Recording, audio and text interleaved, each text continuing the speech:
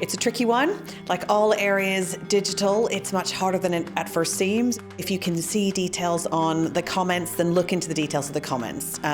If you know where people have shared posts, then look into that detail. So get whatever you can out of what you can see on the page about it. Work with your influencer.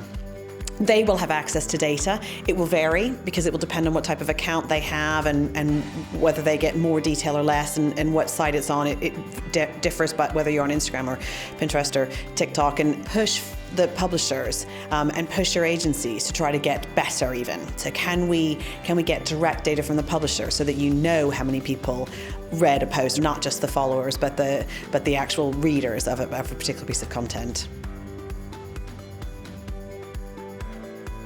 There's a big trend around the changes that are happening in digital measurement, and particularly the demise of cookies.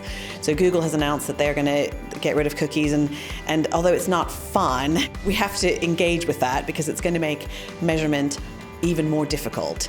So I would say it's going to force us all to work much harder to get the metrics that we need. The second thing to watch is e-sports and e-gaming.